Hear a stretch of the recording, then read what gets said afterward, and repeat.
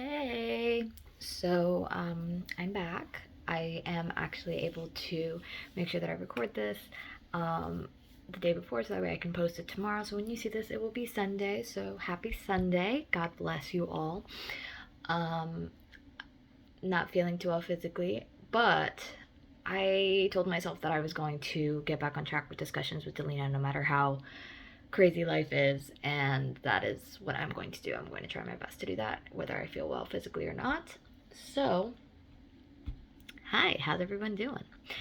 The reflection in my glasses is bothering me immensely. Yeah, that did nothing. Okay. Anyways, I'm a little all over the place if you can't tell. It's Saturday.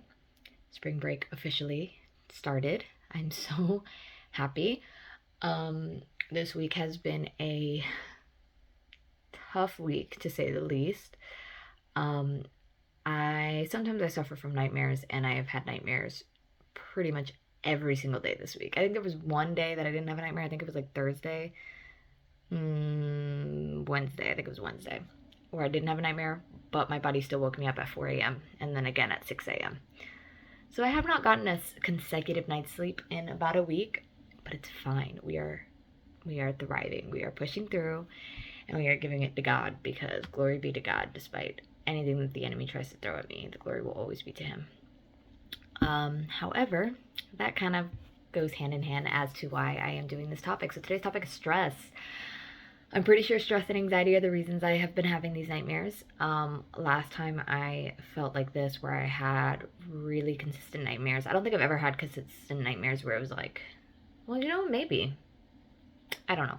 I don't remember having it where it was like every day of the week. I remember having it like, okay, I would have like three times a week, or 4 times a week, for a couple weeks. Was in November of 2020. Yeah, November of 2020. Siri heard me and went off. November of 2020, I had worked for a company, and it was very, very stressful. I was still a freshman in college. It was very hard for me to balance both. Um, and I got very, very overwhelmed. And in turn, I was having very bad nightmares at that point in time. Um, and I was constantly stressed. I was constantly tired. I was very thrown off by like everything. And I think that was the last time I experienced something like this. Um, and I have been very drained and very overwhelmed lately, and I've been very stressed. Um, Now, some people are like, you're young. What you got stressed about? But despite that, everyone has stress. And so I want to first and foremost start off by saying nobody's stressors are greater or less than anybody else's, plain and simple. There are different stressors. There may be, there's the stress of bills and financial burden and worrying about paying everything on time is a very, very different stress than a stress of graduating and making sure you get deadlines in and making sure that you submit your assignments. Two very different stresses, but they're both stresses. And I one thing that I always disliked is discrediting stress. And that's something that, not only with stress, but with anxiety and, things like depression, like I'm a big advocate for not discrediting anybody's stressors or anybody's feelings, because I know that everybody feels things differently. So whereas I could be crying over a boy and you could be crying over a failed test, they're two very different things, but they both hurt. They both make you feel an emotion that is not an emotion you would want to feel. So that being said, I'm going to start off with Matthew 11:28, one of my favorite verses that I like to remind myself of every now and again. So of course I had to put it in here. Come to me, all who labor and who are heavy laden, and I will give you rest. So basically, come to me, all who are weary, with heavy burden, and I'll give you rest. I don't know what version that one came from, but the one I said is the one that I usually am more familiar with. And it's also in a song, like I've mentioned prior, that I do enjoy listening to. Can't remember the name of it right now, but stress is something that we all feel and we all deal with. It doesn't matter if you're 10, it doesn't matter if you're 55. Like, even kids in elementary school deal with stress. Like, and as an older sister, I'm not gonna lie to you, I have discredited stress in that aspect of like, why are you overwhelmed? But then I try to stop myself because I know that, you know, elementary school is a little hard. I'm not gonna lie. Like those kids are mean. Middle school kids are mean. Kids are bullies, and I'm not gonna lie. Middle school, eighth grade year, hard. That's it. Just hard. So like, you know, I I'm off the rails right now. We're gonna reel it back in. Okay.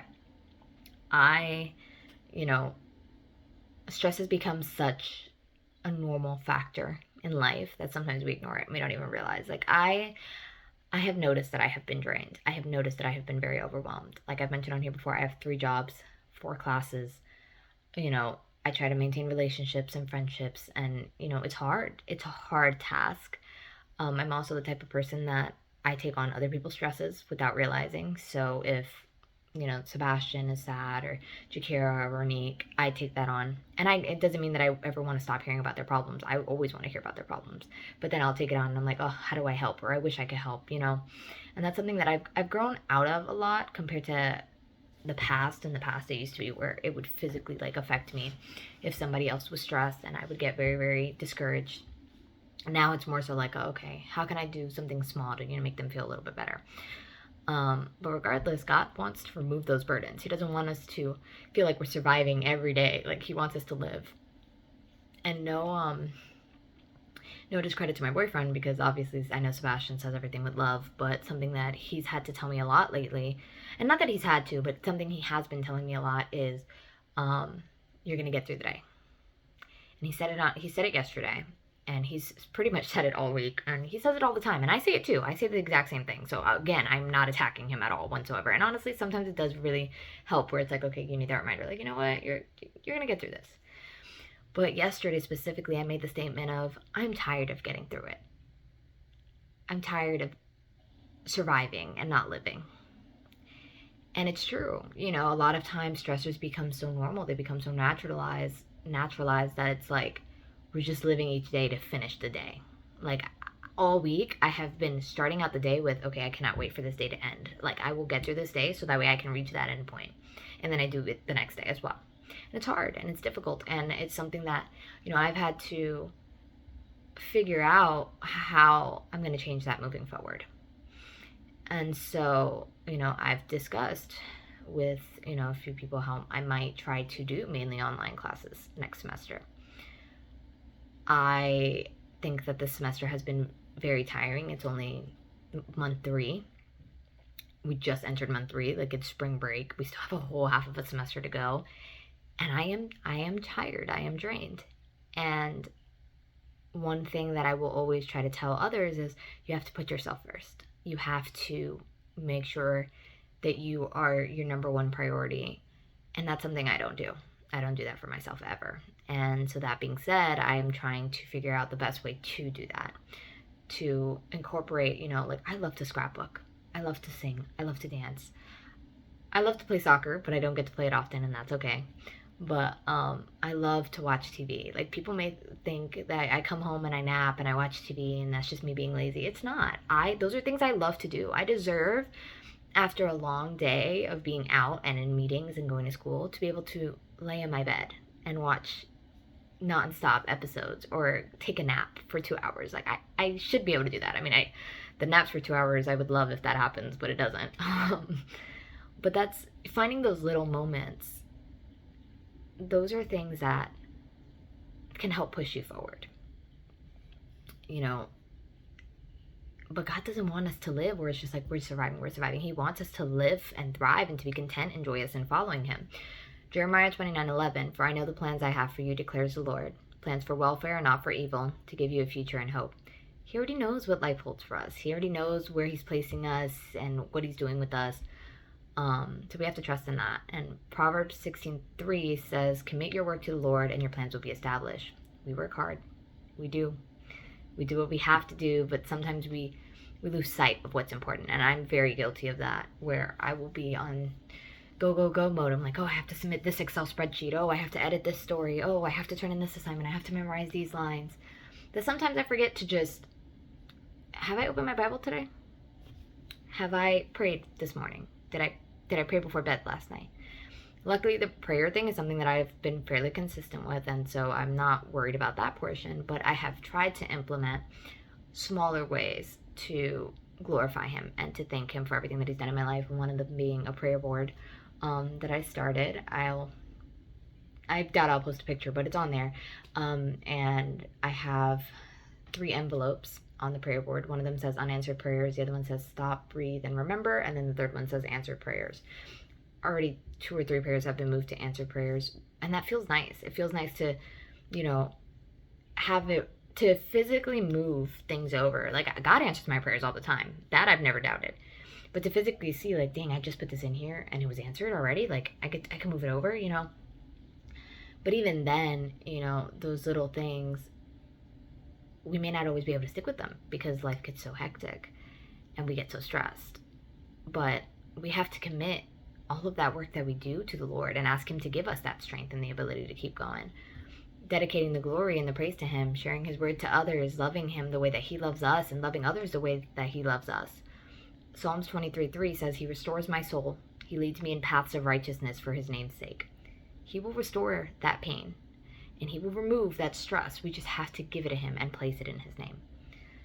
And something that I read in one of the devotionals is stress is more than a feeling, but less than the end of the world. And that stuck with me because it's so true. Stress isn't just, some random feeling. Like, it holds a lot of weight. Stress holds a lot of weight. Like, you feel sometimes physically burdened because of your stress, or you will have physical repercussions because of stress, aka nightmares. But it's not the end of the world. It's not. And stress can be cleared. There will always be stressors in your life, but how you manage the stressors are a different conversation. And I know that it's, it may not seem like it, but you're going to be okay.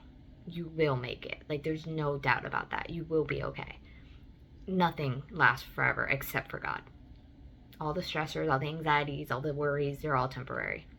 And I know that it's easier said than done, but here's the thing about stress. It's like I said, becomes so normal that most of us seem to forget that it's a problem a lot of times.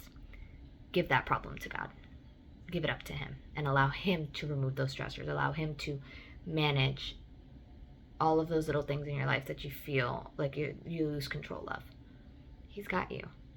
There's no doubt about that. Even when you feel like he's not there, he's there. He's watching over you and he's helping you every step of the way. So trust him, give it to him, and love him the way that he loves you. I hope you all have an amazing week and have a blessed rest of your Sunday, and I will see y'all next week. I'll also be sure to put some prayer requests, the little prayer request thing in on my story, so you can write any prayer requests that you have, whether it be about stress or whether it be about anything else. Also, short plug, I kind of put in my story about graduation tickets, so if you happen to have any extra graduation tickets for the College of Arts and Sciences graduation on May 6th, which is that Saturday, let me know. I'd greatly appreciate it. But for real, have a blessed day, and God loves you.